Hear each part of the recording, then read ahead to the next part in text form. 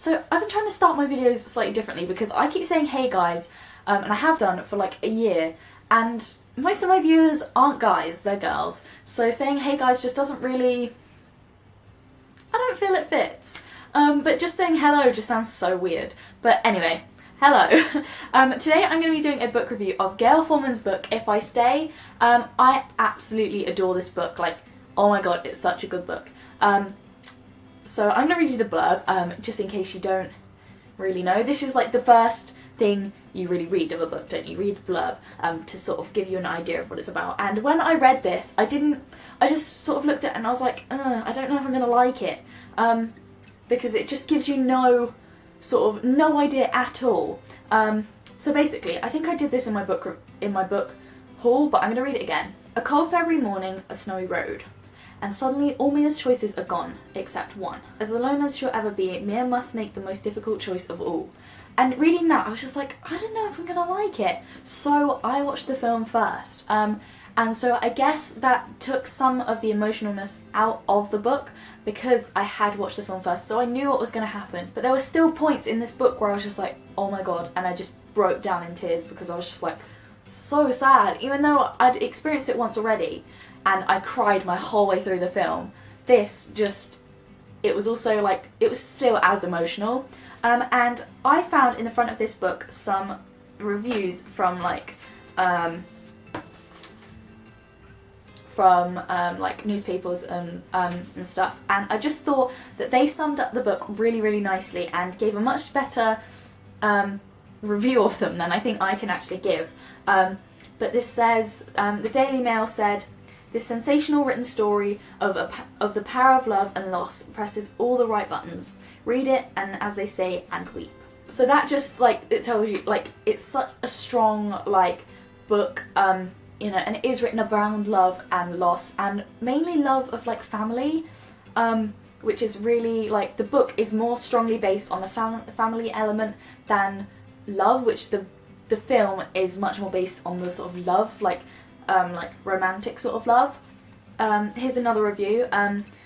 Sometimes painful, other times funny, and always touching. If I Stay is a remarkably fresh and compelling piece of work. It's a book with real heart, a book that makes you feel truly grateful to be alive, which is really true. After watching the film and reading the book, I just felt so lucky to have what I have, and I think that's why it's sort of, this book and the film have touched me so much, like, not physically touched, but like emotionally just touched me, and I feel almost like a changed person. That sounds so stupid, but I feel like I'm looking at things differently now. So this book is definitely an emotional roller coaster, but if you like that sort of thing, then this book is definitely for you. But also if you like the sort of love story that sort of doesn't turn out the right way, but we don't really know if it does or not because there's the second book, so we don't know. But if you like that sort of thing, then, and you love a love story, then this is definitely the book for you. What I love about this book is that it's written over 24 hours. So it starts at around 7 AM in the morning and it finishes at 7 AM the next day. So it is based around 24 hours. And I absolutely love that. And the chapters are just the times of day. So there is no, like, you know, when you have like a separate page for the chapter literally just carries on after that one. It just, like, so if the chapter finishes there, the next one starts at the bottom of the page, which I absolutely love, because it's just easy flowing, and it means that no pages are wasted. There isn't a massive gap in a page because it's all there. The chapters typically start with Mia in the hospital, apart from like the first chapter. It starts with Mia in the hospital and sort of her ghost form, but it's sort of her out-of-body experience, I guess. Like talking about what's happening in the hospital, and then that sort of leads up to her having sort of like a memory of something, and it like talking about something from the past. And that's what I really love, because you're getting the present and the past like all in one, and it's not like, I don't know how to explain it. It is set in like the present time, and it's talking about what is happening then and there in the hospital. It's also going through like the flashbacks, but they're really written well, if you know what I mean. Like, no, I don't know how to describe them. as I said a minute ago, this book is more based around the family element and the love of family, and instead of like the sort of like romantic love, which the film is more based around the sort of her relationship with Adam, which I think I really like it that way. I would also liked more of Adam in the book, but I feel like the sort of family side is not shown enough in romantic novels, and it's kind of just forgotten. Like family is just sort of like they're there, but they're not really characters, whereas in this they're much more main roles and main characters, and you fall in love with all the characters, and especially the family. I haven't really explained the story very well, but Mia, who is 17, her family get into an accident and she ends up in hospital in a critical condition, but she is having out-of-body experiences. So she is there lying in her hospital bed, but she is also there in the room, and she's sort of looking over things almost like a fly on the wall, basically, because no one else can see her or feel her, but she's there, and she knows everything that happened. So like if she were to wake up, her, like, if someone was to start explaining things to her, she already knows what's happened, if you kind of get me. And so it's basically, the story is basically, if I stay. If she stays, she's going to have lost a lot of things. But if she goes, then she'll lose Adam. And so it's just sort of like, the story is like, if I stay, I will lose that. But if I go, and does she stay or does she go? And there's a little square here and it says live for love. Does she live for love or does she not?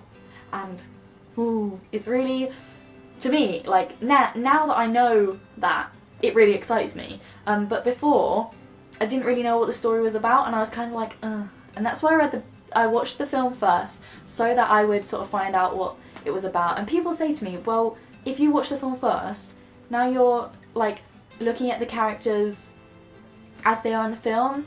But I don't do that. When I read a book and I've watched the film already, if I'm reading the book and it says something in the book about a character has a different colour hair to how they were in the film, then my mind will change that. And so I will see the character as someone new, and the character that they are in the book. And then the book and the film, to me, then become two separate things. As I was saying, there is some slight, like, humour to the book, but it's just subtle and it's not too much that makes you think, like, that was inappropriate. It was just kind of, just enough to sort of lighten the mood, almost. I absolutely loved Gayle's writing style. It was just, again, as I've said many a times, it was one of those easy reading, kind of like, writing styles that is just easy to read, and at the end of the day you're looking forward to reading the book instead of thinking like, ugh, I have to make my brain work. It's just one of those really easy, like, writing styles, and I just absolutely loved it.